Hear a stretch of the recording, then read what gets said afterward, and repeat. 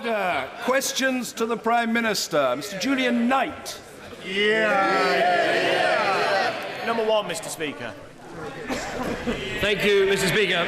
Mr. Speaker, this morning I had meetings with ministerial colleagues and others, and in addition to my duties in this House, I shall have further such meetings later today. Mr. Julian Knight. Thank you, Mr. Speaker. I'd like to echo the sentiments expressed earlier by the Prime Minister and all in this place in relation to Her Majesty the Queen. Will the Prime Minister join me today in congratulating parents of the newly announced Solihull Alternative Provision Academy, providing vital places for those with complex behavioural needs? Would he also agree with me that those opposite, who would scrap free schools, would deny parents choice and children opportunity?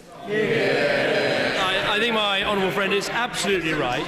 I think the free schools movement is bringing what we need in this country, which is more good and outstanding school places. We have over 250 such schools already in existence. We want to see 500 set up over this Parliament. What we've seen so far is a quarter of free schools are classed as outstanding. And I think, but instead of the education spokesman speaking out today, perhaps he should praise the fact that a quarter of free schools are outstanding schools. In addition to that, these are not just what he rather called condescendingly schools for yummy mummies. They are providing special schools, alternative provision schools. They're enhancing educational provision in our country, and we should be proud of the people who set them up. Harriet Harman.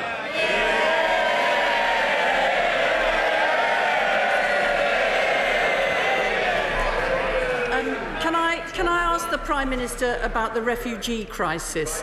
This is the largest movement of people across Europe since the Second World War. Within just 1 month, over 50,000 refugees arriving in Greece and thousands more setting off on foot to go from Hungary to Austria. The Prime Minister committed on Monday that we would accept 20,000 Syrian refugees over the next 5 years. But for these people, 2020 must seem a lifetime away. Can he tell the House how many will be allowed to come to the UK by the end of this year? First of all, Mr. Speaker, before I answer the Right Honourable Lady's question, I'm sure the whole House will join me in paying tribute to her 28 years of front-bench service as it potentially comes to an end this week. She has served with distinction in both opposition and government. Twice she stepped into the breach as her party's acting leader. Never an easy job, but she's carried it out with total assurance. She's always been a robust adversary across these dispatch boxes and a fierce champion for a range of issues, most notably women's rights, where she's often led the way in changing attitudes in our country for the better. And although we haven't always seen eye to eye, she has served her constituents, her party and this House with distinction from the front bench, and I wish her well as she continues to serve this House and our country from the back benches. Turning to the specific issue she raised, she's absolutely right. This is the biggest crisis facing Europe. We have to act on all of the areas that she mentions. We have to use our head and our heart.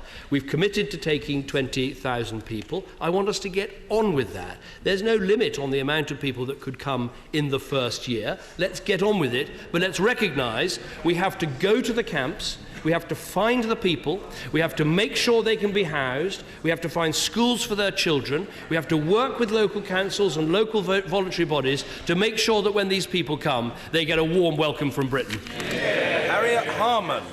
Well, can I thank him for his generous words about me on the front bench, and just say that for me it has been an absolute honour and a privilege to play my part in leading this great party. We have to do all those things that he set out in relation to the refugees, but we still do need to know, and we need to have a commitment about the number that we will take this year. This is an urgent crisis. If he can't give us a number today, can he at least commit to go away and consult with local authorities, throughout government, with voluntary organisations and charities, and come back in a month and say how many this country will take this year? It's welcome that the Prime Minister has said we will take in Syrian refugees from the camps in the region, but he's ruled out those who've already made it to southern Europe.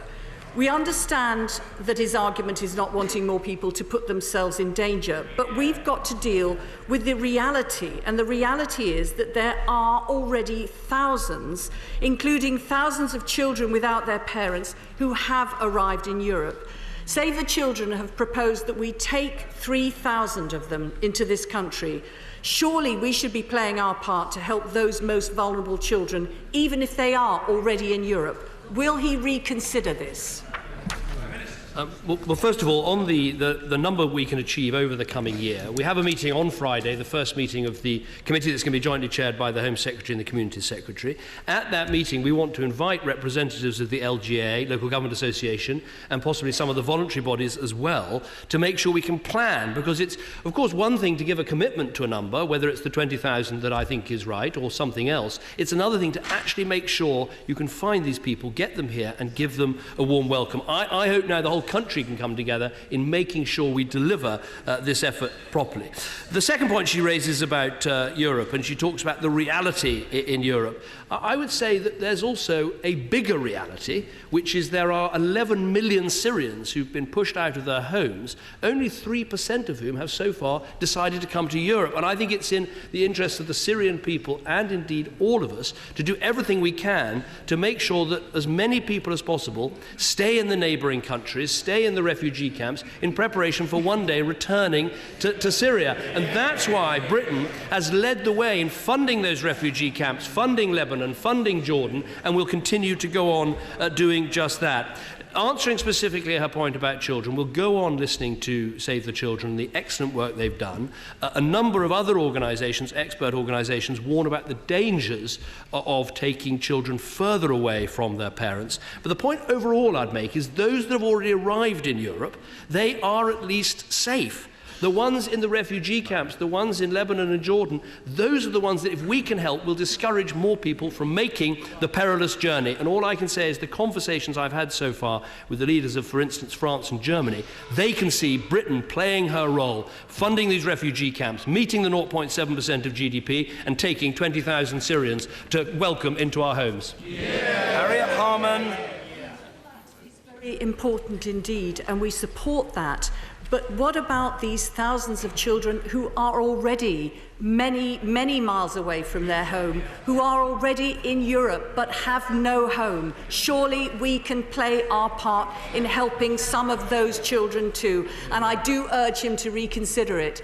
And of course, planning has to be done for receiving those refugees from the camps. It's right that he should be meeting with local government, but when he's develop those plans, he should come back to the House. A month is enough time to come back to the House and say how many we will take this year. This is urgent. Can I ask him about the situation of those child refugees from the camps who he said will be allowed to come here? They need sanctuary and security. We mustn't leave them living with the threat of deportation hanging over them. Can he assure us that they won't be automatically liable for deportation when they turn 18? I can absolutely give that assurance. The reason for resettling people with these 5-year humanitarian visas is it because it means you don't have to go through the normal asylum process. But the assumption is at the end of that, if people want to stay, they can apply for application to stay, and the assumption is they would be able to stay. Some may want to go back to Syria, particularly if there's been a settlement in Syria between now and then. Let me answer her other questions. In terms of coming back to the House, obviously I will be coming back to the House on a weekly basis to answer these questions and making statements and appearing in front of the liaison committee. But I will commit to make sure that the Home Secretary and the Community Secretary regularly update the House, because this is an enormous national exercise to make sure we give a warm welcome to these 20,000 people, and I'm happy for them to do that. And I know members of this House want to feed into the process with offers and ideas from their own local councils. Coming back again to the point about children, yes, we will be taking vulnerable children, as we have already, including orphans from camps in the region, but all the while we'll be listening to the UNHCR advice, who do advise caution on relocating unaccompanied children, and they apply that to the children who've already come to Europe as well. Harriet Harman. But the UNHCR don't tell us not to take children from those camps in Europe who are there without their parents. They don't. But I do welcome what he said about not having a threat of deportation over those Syrian children that do come here. As the number of those fleeing to Europe via Turkey and Greece grows, it's right that we don't lose sight of those who are still making the perilous journey across the Mediterranean from Libya. Our Navy has rescued thousands of them already, and it's important that this level of search and rescue is maintained. Can he update the House on that? The update I can give is that so far I believe we've rescued 6,700 children. First, this was with HMS Bulwark, the flagship of the Royal Navy. Bulwark was replaced by HMS Enterprise, but Enterprise has continued this very good work and will continue in doing this work with allies and others as long as is necessary. We're also using the 2 border force cutters. But I think we should all be honest with ourselves and recognise that we have to, particularly in the case of economic migrants leaving on the African route, we do need to break the link between those people getting on a boat and getting settlement in Europe. All the evidence from these sorts of migration crises in the past, particularly the example of Spain and the Canary Islands, you do need a way of returning people to Africa who are not fleeing for their lives but are leaving for a better life. Because if you can't break that link, an increasing number of people will still want to make that perilous journey. Harriet Harman. Of course, we do need to find ways of returning people where that's right, but we've also got to make sure that we stop them drowning at sea when they're fleeing as refugees, and I know that he agrees with that. The EU must have a robust and realistic plan. Today, the European Commission has announced further steps. The Prime Minister said he would look at whether there was a need for a special summit of EU leaders. We know there's one scheduled for October. But if there ever was a need for a summit of EU leaders, that time is now. Will he call for one? Well, I'm happy to keep this under review, and I discussed it with Chancellor Merkel and President Hollande in the last couple of days. The meeting of the Home Affairs and Justice Ministers will be taking place in just a couple of days' time. I think the British approach will be very clear, which is this must be a comprehensive approach. If all the focus is on redistributing quotas of refugees around Europe, that won't solve the problem, and it actually sends a message to people that actually it's a good idea to get on a boat and to make that perilous journey. That's not just my view. Actually, the chair of the Home Affairs Select Committee, who I think is absolutely right about this, has said this: the answer is not quotas. All quotas will do is play into the hands of those who exploit vulnerable refugees. So, of course, Europe has to reach its own answers for those countries that are part of Schengen. Britain, which have our own borders and our ability to make our own sovereign decisions about this, our approach is to say, yes, we are a humanitarian nation with a moral conscience. We will take 20,000 Syrians, but we want a comprehensive approach that puts money into the camps, that meets our aid commitments, that solves the problems in Syria, that has a return path to Africa, that sees a new government in Libya. We have to address all of these issues, and Britain, as a sovereign nation with our own borders, will do just that. Harriet Harman. But this is not about Schengen, and this is not just about us as a sovereign nation doing what we can and should. This is about us working together with other countries. The refugee crisis presents a daunting problem which we're all striving to tackle. But we also have to address the underlying causes, which are conflict, global inequality and poverty. And there are no simple answers, but we can only address them working with other countries. The responsibilities we share, as well as the threats that we face, reach across borders in this globalised age. To be British is not to be narrow, inward-looking and fearful of the outside world, but to be strong, confident and proud to reach out and engage with the rest of the world. The government should rise to this challenge of our time, and I urge him to do so. I agree with every word of what she's just said, and I would say that Britain, uniquely amongst countries in the world, actually meets our 2% NATO spending target, so we can play a role in terms of defence and helping to secure these countries, and we reach our 0.7% GDP of spending on aid. No other country in the world meets those two, major country in the world meets those two targets, and I'm proud that we do. She talks about going to the causes of these crises. crisis, and she's absolutely right about that. We have to be frank, particularly the Eastern Mediterranean crisis is because Assad has butchered his own people and because ISIL have in their own way butchered others, and millions have fled Syria. And we can do all we can as the moral humanitarian nation at taking people and spending money on aid and helping in refugee camps, but we have to be part of the international alliance that says we need an approach in Syria, which will mean we have a government that can look after its people. Assad has to go, ISIL has to go, and some of that will require not just spending money, not just aid, not just diplomacy, but it will on occasion require hard military force. Sir Peter Bottomley. I think the last exchange is the most important. We, with other countries, have moral and practical responsibilities. My right honourable friend has said that we're presently the only country meeting both the commitment to the world's poorest and on military spending. And I think it would be helpful if you could explain how each helps us deal with the situation in Syria and around it. The point I make to my honourable friend is that the spending on aid is vital because you have 11 million people who've been forced out of their homes. Some of them remain in Syria, they need support. Some of them are in refugee camps, they need support. And many are being looked after in Lebanon, in Jordan, in Turkey, and those countries need our help. So the aid budget, I think, which has always been a controversial issue in our country, people can now see the connection between the money we spend, the lives we save, and the national security we help to enforce here back in the UK. The point I'm making is not to change the debate now about what happens next in Syria, but we just have to keep thinking about the fact that there is nothing in the end that will make ISIL go away other than a confrontation, which we're seeing in Iraq, we're seeing in Syria, and I think we should be clear that ISIL being degraded and destroyed and ultimately defeated is in not just this country's interest, but in the interest of civilization more broadly.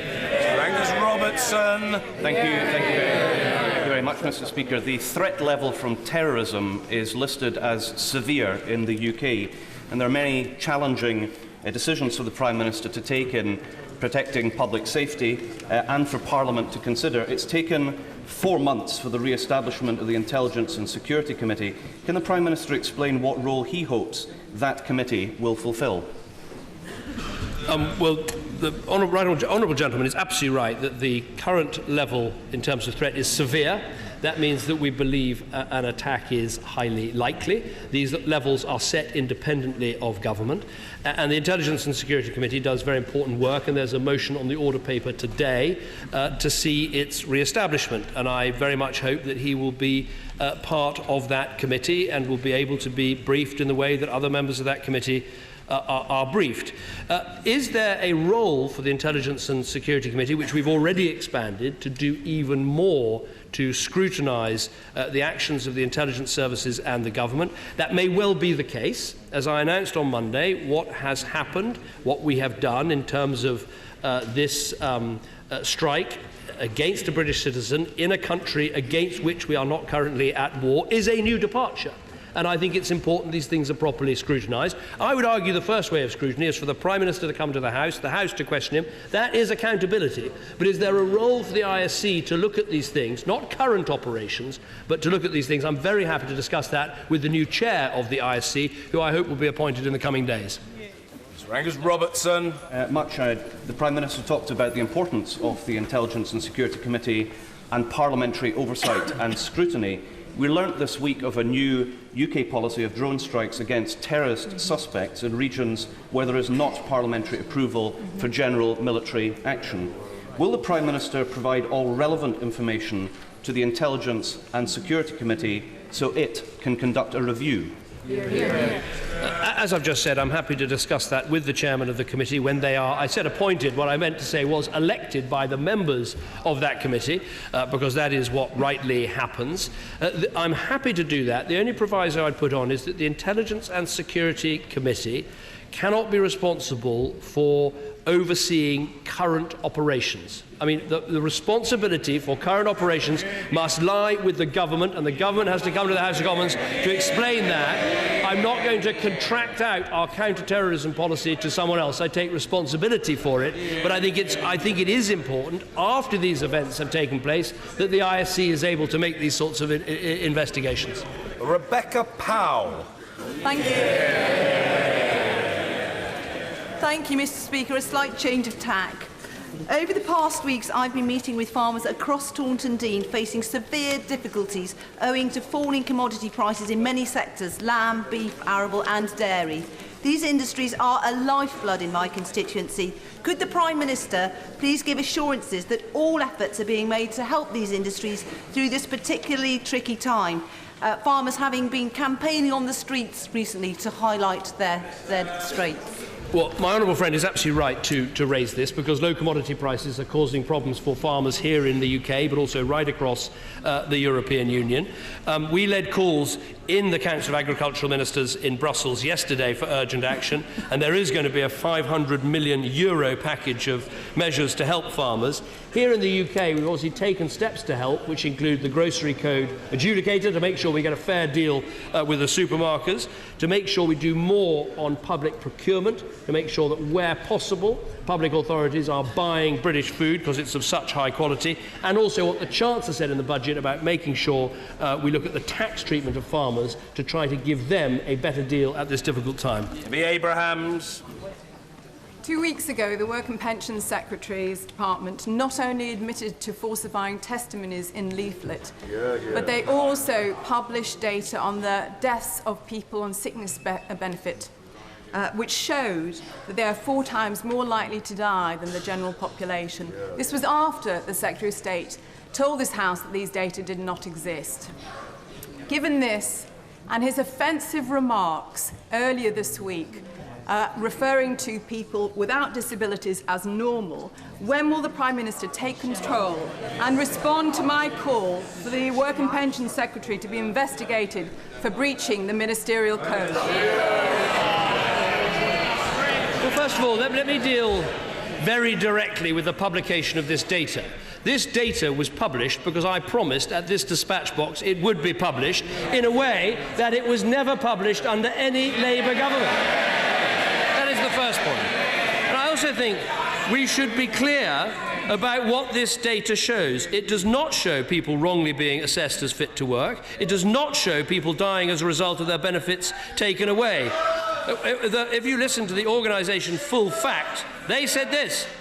I have to say to honourable gentlemen, 2 newspapers have printed that fact and had to retract it. So I think actually people should look at the facts. And the fact-checking organisation says this: it was widely reported that thousands of people died within weeks of being found fit for work and losing their benefits. This is wrong. Perhaps you should read that before asking our next question. Mr. David Davis.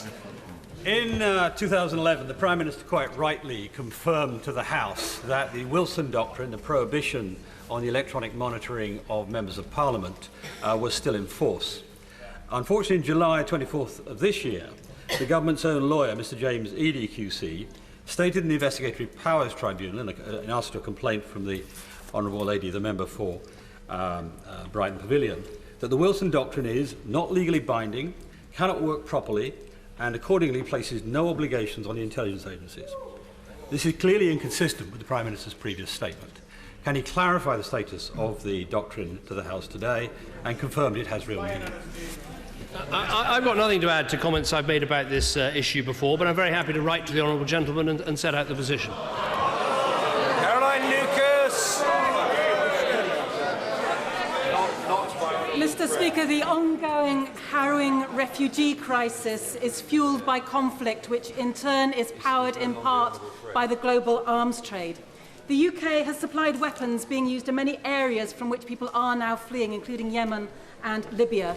So in the week that London will once again host the largest arms fair in the world, isn't it time the government recognised the link between arms sales and the terrible tragedy that we're seeing unfolding around us? I would say to the Honourable Lady, first of all, we have some of the strictest rules anywhere in the world for selling arms to other countries. But if she thinks that the reason why so many people are fleeing Syria is something to do with the arms trade, the fact is it's because Assad is butchering his own people. It's because we've got an Islamist extremist terrorist organisation running a large part of two countries, Iraq and Syria. Those are the problems that we have to confront rather than pretending it's about something else. Andrea Jenkins.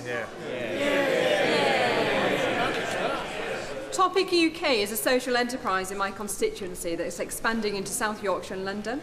The Northern Powerhouse and devolution should be about developing growth and prosperity right across England. North of England. Can I ask the Prime Minister when he hopes to see a metro mayor in our area and how devolution will stimulate growth for businesses like this in the region?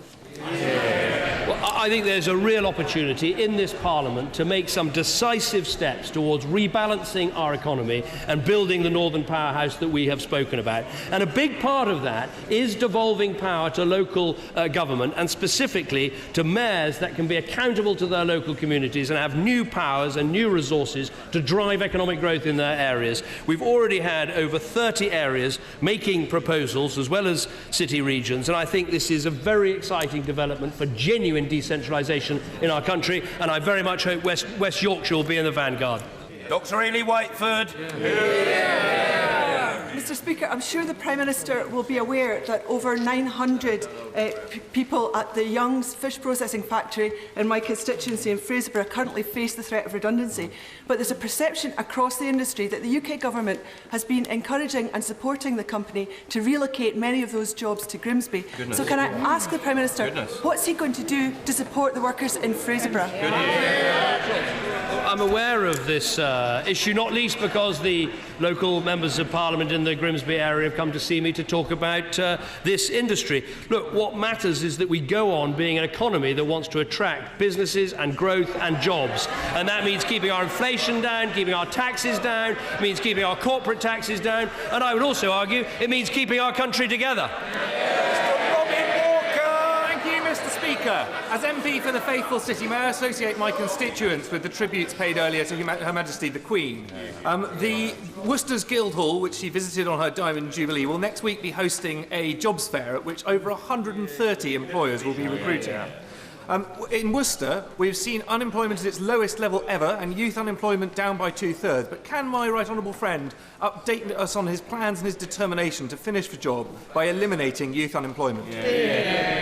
Well, I'm very grateful for what my honourable friend is doing and for what is happening in Worcester. What we've seen is the employment rise by nearly 2 million and the unemployment rate fall for 25 consecutive months. But I think we have to be frank, the job is now going to get harder as we dig down into those people who've been out of the labour market for a long time, who have challenges for getting jobs, and we need to work really hard to make sure the apprenticeships, that the training and the help is there, and that's why what's happening in Worcester is so important. Cox. Can the Prime Minister tell the House whether he thinks he has led public opinion on the refugee crisis or followed it? I would simply argue that this government is doing the right thing, and we've done it consistently. To be frank, public opinion hasn't always supported the 0.7% that we give of our GDP to aid. And even in the most difficult of economic circumstances, it was this government, led by a Conservative Prime Minister, that kept the promises that we made to the world's poorest. Thank you, Mr. Speaker. Will the Prime Minister join me in welcoming the Chancellor's announcement of funding to kick-start improvements to the North Devon Link Road? And does he agree with me that this is a vital project if we're to continue with the economic growth and jobs which his economic policies are already delivering? Well, one of the things that struck me on the many visits I made to his constituency in the run-up to the last election is that the communities in North Devon and the coastal towns of North Devon are completely reliant on the North Devon Link Road. It's an absolutely vital artery, and that's why it's so good that there is this £3 million of funding to develop the business case for improvements. And what I will say to him is we'll keep on this because we know just how vital this road is. Yes. Every year, thousands of people have medical emergencies outside of hospitals. When it's a cardiac arrest, every minute without CPR or defibrillation reduces survival chances by 7 to 10%. First aid is a true life skill. The majority of teachers and parents support the teaching of emergency first aid in schools. Will the Prime Minister look closely at my private member's bill, which aims to do that and make every child a lifesaver? Now, I will certainly look closely at her private member's bill because the truth is that this is a real lifesaver. The availability of a CPR equipment, whether it's in village halls or in pubs or in schools, can save, or sports clubs, can save many, many lives. That's why there was £1 million in the budget to be used for buying defibrillators for public spaces and schools and for training. And I'm sure that many schools will want to take advantage of this. Nigel Adams. Thank you, Mr. Speaker. The Prime Minister will be aware that the new owners of Edinburgh Power Station in my constituency are consulting over the closure of a station which provides 4% of the country's electricity. This comes on top of the announcement that Ferrybridge Station, adjacent to my constituency, is to close, and also Longannet in Scotland. Drax Power Station is taking legal action against the government over changes to the tax regime. The reality is that these power stations are being taxed out of existence, and we are potentially walking into power capacity issues next year. Will the Prime Minister meet with me to discuss a way forward for this station and the industry and for the hundreds of people in my constituency whose jobs are under threat? I'm very happy to meet with the honourable gentleman. I've discussed this issue with him before. I believe we do have sufficient capacity in our energy market, but it's something that I have meetings regularly with Ofgem and energy ministers to make sure that is the case. I think we do have this difficult situation of wanting to see, over time, a phasing out of unabated coal. That does need to happen if we're going to meet our carbon emissions. But also, when it comes to replacing in these power stations coal with some of the renewable technologies, we need to make sure this is affordable. We've got to make a judgment about how much we're prepared to add to consumers' bills, because in the end, this has to be paid for. Nick Dakin. Thank you, Mr. Speaker. The UK steel industry is currently facing huge challenges. In Scunthorpe, 25,000 people rely on steel. Will the Prime Minister call a steel summit to show that his government will stand up for steel and take the action necessary to secure its future? Well, I've discussed this issue with the honourable gentleman before, and I'm sure we will meet and discuss this again. What the government can do is help the energy-intensive industries with their energy bills, and we put £35 million towards that. We've also set out in our infrastructure plan the infrastructure needs of the country so that steel consumers can plan for how much needs to be produced, and we'll go on doing everything we can to support this vital industry. Andrew Bingham. Thank you, Mr. Speaker. The railway station of Glossop and Hadfield in my constituency are the third and fifth busiest in Derbyshire. The constituents who use these stations have just been advised of a change in the available rolling stock. What can my right honourable friend do to ensure that the successful bidders for the new franchise can continue to offer as good a services as they're available now, and maybe even better? Well, I think my honourable friend is absolutely right to raise this, and the whole point about the franchise process for the new Northern franchise is to see an improvement in the services. We've already spoken about getting rid of the Pacer trains, which I know is going to be very popular in the north of England, and we're going to be adding an extra 1,500 services a day. We want to increase the morning peak capacity by a third, and as I've said, see those outdated Pacer trains retired. I think that is a good programme and one we hope we can secure through this franchise. Smith. Thank you, Mr. Speaker. Experts say that delivery of the electrification of the main line between Paddington and Swansea is slipping. So how's the Prime Minister going to get this project back on track and budget by the delivery date of 2018. We are committed to this electrification all the way to Swansea. We're making record investments in our railway line, and many of us, including members opposite, were privileged to be at Newton Aycliffe to see the opening of the Hitachi factory that will be providing the state-of-the-art trains. Not trains built in Japan, but trains built here in Britain with 700 new jobs in the northeast of England. Thank you, Mr. Speaker. Does my right honourable friend recall, in the debate about Syria 2 years ago, there were voices around this chamber who argued that the conflicts in Syria and elsewhere were nothing to do with us and they shouldn't involve us? Isn't it clear that the failure of Western security strategy in the Middle East and elsewhere is the main driver of this migration crisis? And can I endorse his requirement for a full spectrum response to ISIS, and would he consider actually setting this out in a comprehensive white paper in order to lead world opinion?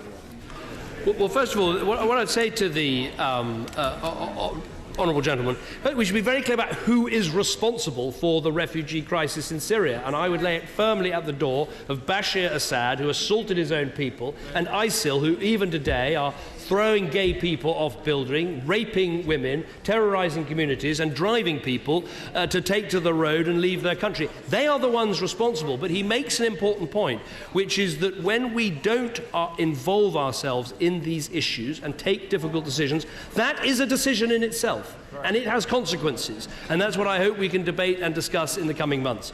He talked about white papers and the rest of it. There are many different ways of presenting this information, but I think we need to look at all the arguments for what he would call and what I would call a comprehensive approach to these issues. Daniel Zeichner. Mr. Speaker, our sixth form colleges do a great job, but they're not protected by the education ring fence. That means a sixth former in my constituency has lost almost 20% of their funding over the last 5 years. In some places, almost 30%. What's the Prime Minister got against sixth form colleges?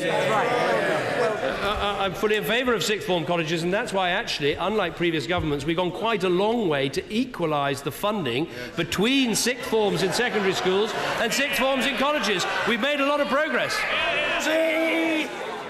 We're just days away from the start in England of the world's third largest sporting event, the Rugby World Cup. In addition to wishing luck to all of the home nations, will the Prime Minister agree that this represents a great economic opportunity to my town, whereas we welcome visitors from around the world to the birthplace of the game? I certainly am looking forward to the warm welcome that Britain will give to rugby fans from around the world. I'm happy to wish luck to all of the home nations in what is going to be a compelling contest. It's always worth noting that, of course, this dispatch box was the gift to the House of Commons of the people of New Zealand. And while we're very grateful for their gift, we want one of the home nations to win this tournament. Last but not least, Mr. Nigel Dodds. Thank you, Mr. Speaker.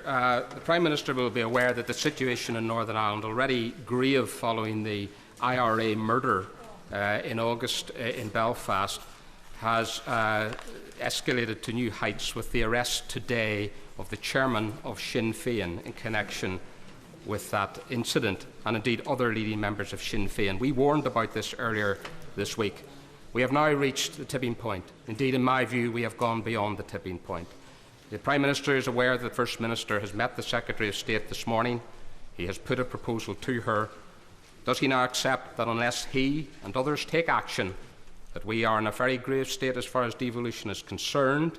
We want to see government, but only those committed to exclusively peaceful and democratic means can be in government. The people of Northern Ireland cannot be punished. It is Sinn Féin who should be dealt with. Does the Prime Minister agree? First of all, I agree with him that we are at a very difficult phase of these discussions in Northern Ireland. I obviously can't comment on the police operations that have taken place, but let me say this: there is no justification for paramilitary organisations and structures in Northern Ireland, or indeed anywhere else in our country. They are a blight on our society. They are not wanted. They should be disbanded on every occasion and on every side. The only thing I would appeal to members in the DUP, the UUP, SDLP, the Sinn Féin members who don't take their seats in this House. As someone who sat on those benches and watched while the peace process was put together and the power-sharing arrangements were put in place, it was one of the most inspiring things that I've seen as a human being and a politician, to see politicians put aside their differences, put aside concerns about appalling things that have happened in the past, and decide to work together. And the appeal I would make to all of you is, please have that spirit in mind. It was an amazing thing you all did in Northern Ireland when you formed that administration and that assembly. We'll do everything we can to help you, but let's think of the nobler processes and the great noble principles that were put in place in the past, and let's do it again. Order.